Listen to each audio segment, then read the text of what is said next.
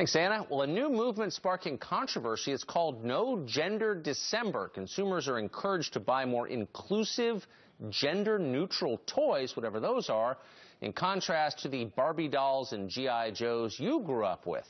Does this campaign get too far? Does it make any sense at all? Here to debate it, Penny Nance, CEO and President of Concerned Women for America, and the author of The Princess Problem and Professor of Media Studies at Salem State University, Rebecca Hains. Welcome to you both. Rebecca, I thought this debate went away in 1978. Apparently it didn't. The woman sponsoring it, the senator from Australia, says gender-based toys are a contributor to domestic violence and the wage gap. That seems insane, no?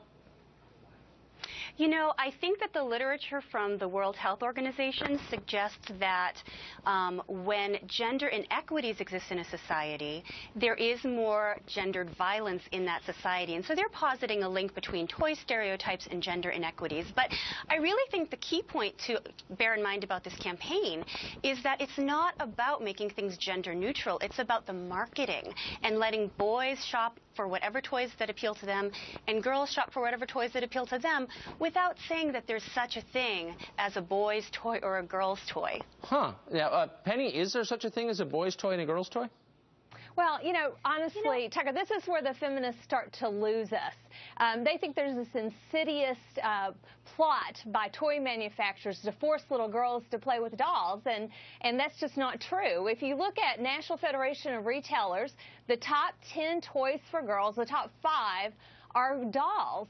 It's basically not learned behavior. It's innate, and we can fight it all we want to. And by the way, we should make available to girls Legos and other toys. We want girl engineers, but we can't fight Mother Nature. We can't fight nature, and it's a great thing. We need to embrace those differences. Right. We're proud to be women. Well, what about that, Rebecca? I mean, I've got a bunch of kids. You probably do too. I think most people who have children have noticed that kids kind of gravitate toward gender-based toys. My kids never watched TV when they were little, and the boys still wanted boy toys and the girls still wanted girl toys. That's, isn't it?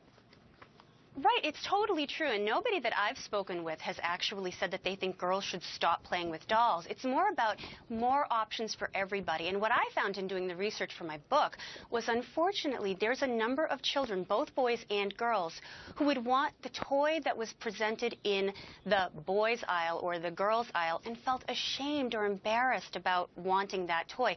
I think if you look at where chemistry sets are placed, for example, the science kits are marked as boy toys, and craft kits are marked as girl toys.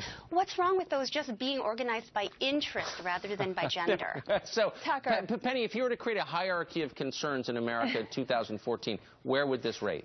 Yeah, this isn't it. But let's be honest, there is a dark side to this. If you go on the mommy blogs, there's this whole drive for gender-neutral parenting. And the moms on there were bragging about the fact that her son was 2.5 years old and didn't know he was a boy, and cross-dressing their kids. So, look, if you want to screw up your kids, you can. There's a big difference between making everything available and letting them go to their own interests and trying to create this gender-neutral child. That's very frightening to me. Guaranteeing work for future generations of psychiatrists. Thank you both very much.